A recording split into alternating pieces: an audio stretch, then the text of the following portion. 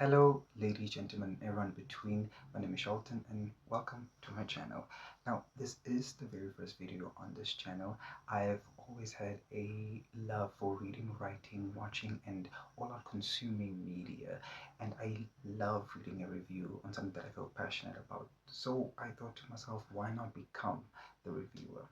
Now, this is my first video on here, but I feel like we should get right into it. And today we have a doozy. Today I'm reviewing the full LP by the British artist FKA TWIGS called EUSEXUA. This is her third album and her first since 2022's Capra Songs, which was a mixtape and honestly, in my opinion, one of her best bodies of work. TWIGS announced EUSEXUA on September 4th, 2024, after playing the album in its entirety in New York in August. Twiggs described this feeling of reaching the pinnacle of human existence, this feeling right before an orgasm, all definitive of EUSEXUA. She further postulates that this word describes a feeling of momentary transcendence often evoked by art, music, sex, and unity. In her sit-down with Imogen Heap for Spotify, FKA explains that EUSEXUA means pushing yourself past your limits, to hit a note higher than anyone else, to stretch your body a bit too far. She explained that EUSEXUA means pushing yourself past human limits and that it's greater than sex, a pin at the center of the core of her artist. The title track is the opener. EUSEXUA feels haunting in the best way. Sounds of crows, a thumping, a pulsating. Words cannot describe this feeling deep inside. Tweaks laments in the opening verse, which I think perfectly encapsulates the feeling of a beat rushing through you on the dance floor. This album was birthed out of Twigs' experience attending the club scene in Prague. In her sit-down with Imogen, she talks about how those summers in Prague made her feel anonymous, a part of an amoeba writhing on the dance floor, and I believe this song perfectly engenders all of that.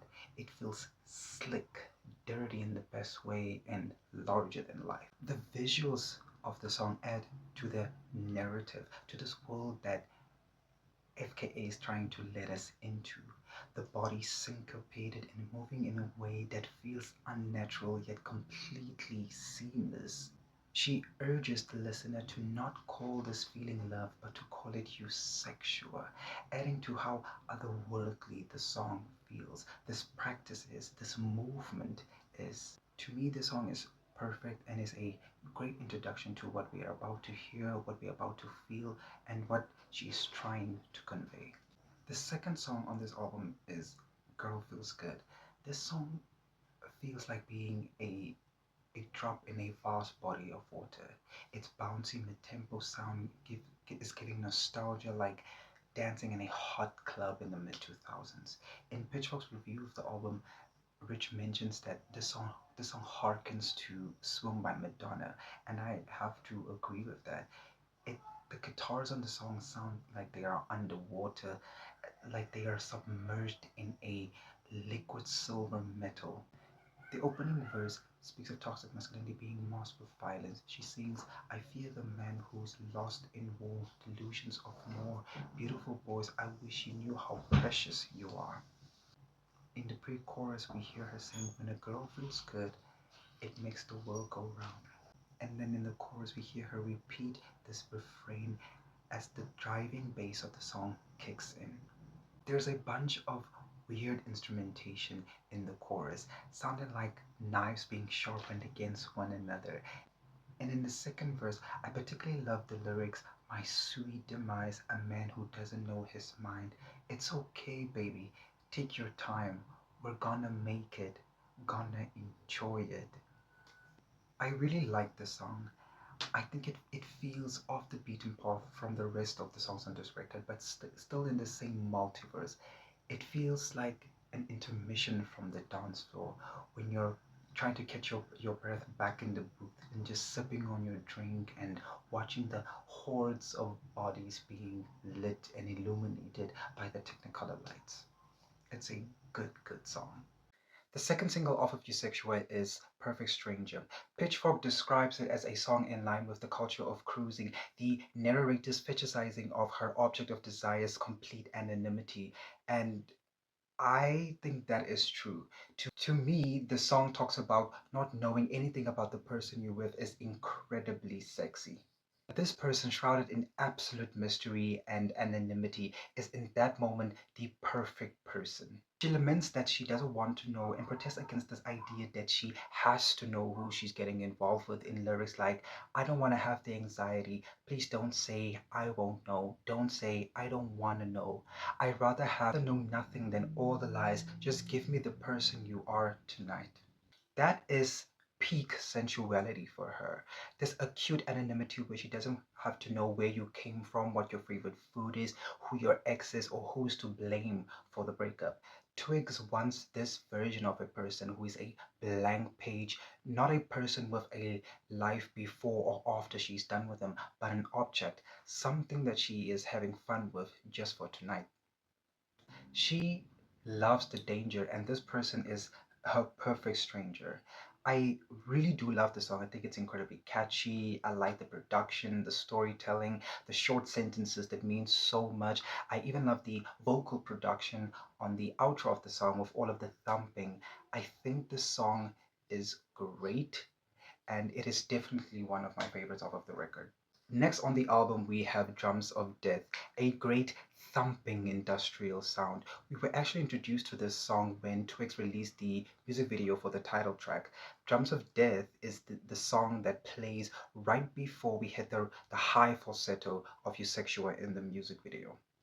The first verse of this song echoes themes of reckless rebellion and liberty, images of shredding your skin, playing with whoever you want, doing it just for fun. I like the lyrics in the chorus that sing, hello, it's your life, do you want to meet later? Hello, it's your life, and you're my main character. So simple, so easy. The second verse further explores this idea of reckless abandonment, hard metal, and silver stilettos doing it just for fun. The outro, however, ends with serve CUNT, serve violence. Twigs had explained in her Sit Down with Imogen Heap that she wants to explore and showcase the femininity, the sensuality of dance music, a genre that is male dominated, that is so hard and so rigid. Here she is saying to serve unabashed CUNT, which is a colloquial term attached to hyperfemininity, power, autonomy, feminine manner. And to have it juxtaposed with serve violence is an interesting dichotomy. Those two things do not go together, but in the world that Twigs has built, they coexist, they marry. She is articulating here that you can offer both of those things, and at times you need to. That you need to fiercely protect that femininity, and in most cases, with violence. Maybe I'm reading too much into it because it could also mean to violently serve CUNT and to be so unrelenting with it, or it could just mean to serve absolute CUNT and absolute violence. Who knows? Next up, we have, in my opinion, the most quintessential dance track on this album. The thumping, pulsating bass line of the song is so infectious. It is gathering steam and power through the first verse and chorus and then injected into your veins on the second verse. When I first listened to Room of Fools, that beat on the second verse absolutely took my breath away. I could not believe it. In the Pitchfork review of this album, they mentioned that Twigs wrote Room of Fools in the bathroom of the club, and one can truly tell. This is the type of song that comes to you after a euphoric, almost religious experience on the dance floor. You make your way to the bathroom to collect yourself, and then this song stands 10 foot in front of you, waiting to be captured on paper. The song speaks of an oblivion to the outside world, where the fools in the club are hyper focused on experiencing being in that moment, on not caring about what is happening right now in the outside world, a suspension of reality. The first verse of the song is about rave culture, the same culture that inspired Twigs to write and produce EUSEXUA. She found solace in the way the bodies moved and the way the music made you feel. And I really like how she stresses the title of the song every single time she sings it. Second line of the chorus, she sings, "We make something together," referring to how unifying rave culture can be, how all these people from all walks of life, of all different passions, are united by the ethos of rave culture. She repeats, "It feels nice, it feels nice," in the chorus, driving home for us just how euphoric this feeling is, just how healing that experience was for her. We are really getting glimpses into Twigs's life and times like never before. She's letting us in on something that feels visceral. And you can hear it on how she trills on every single "it feels nice." It sounds like a release, an exaltation. And I guess that's how this album sounds to me, like a beautiful exaltation. In the outro of the song, she sings, "And it feels nice. I knew I could conjure. It feels nice, be whoever I please," which is illuminating. I think we are beginning to understand that whatever she experienced on these dance floors, in these rooms, really did heal something in her. It is beautiful to listen to the places that she went to inside herself and the music that flowed from every orifice. And I think this album is a testament to that, an exploration of all those beautiful places. Then we are hit with the most beautiful vocalizing at the 3:38 mark on this song, sounding like we are being sent off on a bed of lilies down a calming river stream. What an excellent song, and it was placed perfectly in the middle of this album. The sixth song on this album is called Sticky. Sticky is a ballad and it is my favorite song on this album, and it's also the shortest song on this record, which just hurts my heart. Twigs is great with ballads. Her voice climbs and climbs and breaks so beautifully when she sings them. Her other masterful ballad is Cellophane, and I don't know if she considers 2 Weeks a ballad, but I do, and I think it's perfect, and it is definitely my favorite song of FKA Twigs. On Sticky, she enlists the help of Jimmy Napes, a longtime collaborator of Sam Smith. They have penned together the most beautiful songs, so it would make sense that he is one of the co-writers on this track. The song structure of Sticky is very interesting. Instead of going verse, pre-chorus, chorus, second verse, pre-chorus, chorus, bridge, and then outro, this song follows a verse, second verse, chorus, bridge, and then outro structure, which is very Twiggian. Pitchfork mentioned in their review of the album that Twigs's voice is the most powerful thing on this album, and on Sticky we see it on full display so well. Rolling Stones, in their 4-star review of EUSEXUA, posit that FKA appears to be an amorphous alien who slips in between each track and finds a new version of herself every time, and that is incredibly compelling. Genius.com postulates that Sticky is a triple entendre, sexually as an ejaculation, emotionally as in being trapped in sticky situations, and physically as in shedding your skin like an insect.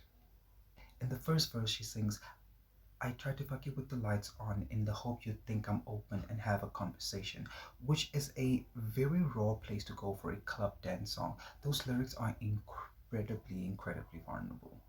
In the second verse, she sings to the sparse music that gets hit by an incredible bass.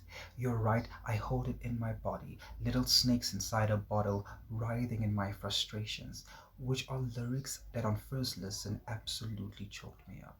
Here she is talking about her anxieties, and what a beautiful image it is to use snakes in that way, little snakes writhing through her body. In the chorus, she talks about undressing, but she's in such a bad shape mentally, but how she views her body that the action physically hurts her. How she feels about her body embarrasses her. It makes her shy, because how can she love her partner so much, but showing her body to her partner physically aches her? It is tender, and the way she sings that part is heartbreaking. In the latter part of the chorus, she sings, "Count to 1, 2, 3 and show my vulnerability. Come on, come on, come on, come on, say something nice to me." She readies herself to take this next step, to show herself to her partner with all her anxieties and all her insecurities surrounding her body. She begs her partner to compliment her, to please say something nice to her about her body. And I think that's a cyclical thing that she's talking about with Sticky. She hopes that showing off her body and getting that compliment will silence the voices of derision that she has with regards to her body. She hopes it will fix her, but it doesn't. So she does it again and again, and it's failing to remedy her. In the bridge, she tells us that she wants her body to be known, to be expressive. She tells us that she wants to forgive herself. She wants to relinquish herself from all of the pain she holds in her body. That she wants her body to be touched by someone, not just physically, but mentally, all encompassing. She just wants to be loved. It is just such a beautiful bridge. And in the outro, Twigs repeats the first part of the chorus, and then we get hit by a crash out, sort of like a malfunction, as Twigs's voice goes in and out, ending this beautiful song way too soon. Twigs has yet again channeled her traumas and her most delicate experiences into her music, and in the most interesting way. The seventh song on this album is Keep It Hold It, and in their review of EUSEXUA, the Guardian say that this song holds explicit advice on how to get through hard things. And this song does sound mantra-like with all of the disembodied voices coming in like that on the chorus. The first verse holds lyrics like, "Sometimes I want to turn the other way, sometimes I feel so empty where I lay, and at best I love in disarray, I read a million people gotta feel this way." And to me, she is explaining the feeling of loneliness. And at best, I live alone in disarray. I read a million people gotta feel this way. Those are very haunting lyrics, speaking on a feeling of loneliness or of dejection. She's not only trying to advise herself through this, but also the listener. These are very self-help related type of lyrics that are almost very reminiscent of her mixtape Capri Songs. In the second verse, she sings about always being talked about like just not in the room and looking at windows for escape just to be safe. And I can definitely relate to always having an exit or a escape plan, that anxiety of always feeling uneasy, of always being in danger. In the bridge, the beat changes and she yells over it, feeling like she's not even trying. Then she brings us back to the dance floor by singing, "That's when my feet start dancing away," telling us once again that she finds healing dancing. She's urging the listeners to keep walking, to hold whatever it is they're going through and try their best to get through it, because they will get there. No matter how difficult it may feel and how difficult it may seem, they will get through it. Next up, we have Childlike Things featuring the one, the only Northwest. On first listen, I thought Childlike Things is a wild card because sonically it doesn't fit in with the rest of the songs on the album. Most of EUSEXUA is brooding, thumping, pulsating, dark club and dance music, music that pushes you against the corner of a hot club and demands your attention. Childlike Things is so pop, so happy, so uplifting, and adding North to it gave it an extra childlike gleam. She made it sunny next to Twigs's robotic vocal production. At the helm of the production and writing of this song, along with a host of other writers including North and Twigs, is Jeff Basker, who has worked with Kanye a bunch and whose most streamed song on Spotify is Uptown Funk. So adding him to the mix of this song particularly makes sense. Twigs has communicated that she wrote the song when she was 13 years old, so in a way it's almost as if she and Norv had collaborated across different times, a sort of time-bending situation. In the first verse we hear Twigs talk about extra tonic, give a glass of gin just to put it in, drink it up, feeling dead, alive like a 9 to 5. These lyrics are in line with what she said on an Instagram live where she had talked about the song and her aspirations as a child to be surrounded by like-minded individuals, people who are as creative as she is. In the second verse, we hear Norv burst onto the song. She is rapping in Japanese about her love for Jesus, and it is as irreverent as an FKA TWIGS song could be. Norv here fits in perfectly with the TWIGS sensibilities. Then in the chorus of the song, we hear TWIGS sing about wanting to be lost in a world of childlike things and tragedies. And then in the final line of the chorus, she changes it and she talks about wanting to be lost in a world of childlike things and fantasies. Hot on the heels of childlike things, we have striptease. Striptease is another standout on EUSEXUA. Here we are further exploring FKA TWIGS' vulnerability. The production of the song is interesting, very hard dance club sounds mixed with airy ethereal elements, her voice reaching a shriek at one point in one of the choruses, and the harmonies at the back of what sounds like an EKG machine. TWIGS refers to opening up to someone as something sexual. This is mixed with how powerful an actual striptease is, how it's emotionally charged, telling the listener that she feels empowered by her emotions. There is a beauty in TWIGS' pain as she compares emotions like sadness to objects of charm like silk or lace. I think striptease is right at the core of the messaging of EUSEXUA, the power of vulnerability, the power of sexuality. The song then becomes languid, giving the listener time to sit in this sound that she has created that is both hard and soft, giving us space to take it in. The music then hastens and TWIGS gives us a beautiful vocal performance. The trilling she does sounds like the vocalizing she did at the end of Room of Fools, tying the album together, making it cohesive. I absolutely adore this song and I love the music video.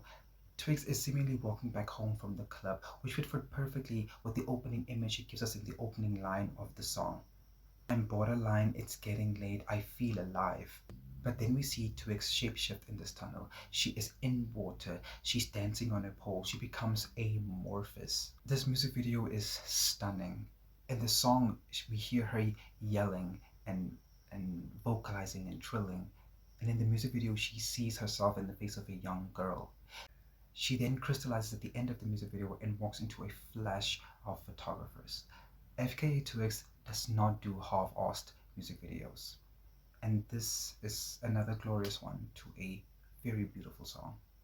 Track 10 is 24 Hour Dog. To be quite honest, I did not like the song on the first listen. It took me a few tries to get what she is saying. This is the penultimate song on the album and it signals a slowing down. This song and the following song are a lot slower than the previous songs on the album.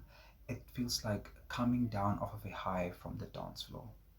The first verse opens up with her wanting to satisfy and submit sexually to her partner. In the lines, "Your love chores distract me from my worst flaws." She's intimating that submitting and doing whatever her partner wants her to do distracts her from her own insecurity. That becoming the slave to her partner's desires makes her forget about the oceans inside of her, which is a type of devotion that is insane to me. To forget oneself in your submission to another person is kind of very alarming to me, but that is something that she needs. Nonetheless, I also think those lines are a metaphor for addiction to technology, so those lines make sense. Then the following lines, she talks about how she feels as if she's being set free, the softest parts of her, her weak spots, but also her private parts. She confesses to us that it gets her high being subordinate to someone. The fact that she, a woman so powerful, is submitting to someone else kind of makes her feel guilty. In the pre-chorus, she begs her lover to not call her name when she submits to him this way because it takes her out of the fantasy, it snaps her back to reality. But the reality is, him calling her name reminds her of her power, and she doesn't want that. Then in the chorus, she laments her submission, beckoning for her lover. In the second verse, I particularly love the line, "It's true, I'm just this way for you." It is so loyal and committed. FKA then talks more about how she leaves her power behind, bending to the whims of this person or this thing. The closest song is Wanderlust, a sprawling, expansive track that explores Twigs' yearning for what's next. Here she's on an endless voyage, on a rhapsody for what is next for her. What else can she explore? Where will we find her next? And in what form, whether living or dead? In the first verse, she says this album is way too long, and it's absolutely not. My only critique of EUSEXUA is that it's not long enough. Maybe I have been spoiled by Taylor Swift and how long the Torture Post apartment was, but I would have loved to hear her explore this sound and genre more. However, this dive into a new genre does feel astute and succinct, studied and meticulous. So for those reasons, it is absolutely perfect. On this song, she makes full use of her instrument, her voice, singing a bit lower than on the rest of the album. But this song also opposes the sound of the rest of the album, as it's not club or dancey. It's a lot more introspective sounding. In the bridge, she talks about how this feeling of EUSEXUA is always accessible to her, for it is okay for her to always want to soar and ride this high. In order for her to enjoy this high, she has to endure life and its hardships, its monotony. Then in the outro, she repeats, right there if you need me, driving home for the listener that this idea of EUSEXUA is always living within her, always there, always in reach, and whenever she needs it. In closing, I love this album. I think it's pretty clear. I think this album is imaginative and creative and far-reaching and studied and considered and adorned and perfected and loved. You can hear she took a lot of time trying to come up with the sounds, the lyrics, the vocals, that she spent time thinking about what she wanted to say and how she wanted to convey it. You could hear and see that she took a lot of time creating this world and how she wanted to introduce us to it. EUSEXUA is a practice, a way of life, the zenith of humanity. This album exists on a plane far above a lot of techno or dance music. It feels singular and idiosyncratic. It is the best release of this year with a Metacritic rating of 91 from just 20 reviews. People love this album and they have reason to love this album. It feels so intimate in its grandeur, it's vulnerable and sexual, it's free and autonomous. This is FKA Twigs' best album to date. It feels secured and self-assured, cohesive and clear. I rate EUSEXUA a strong 4.5 out of 5. Bravo, FKA Twigs. I love this album. Well, that's it for my first video. Make sure to give this video a like. Please comment your thoughts on this glorious record. Please hit that subscribe button and make sure to follow me on Instagram at InternetShelton. Thank you so much for watching, and I will see you on the next review. Goodbye.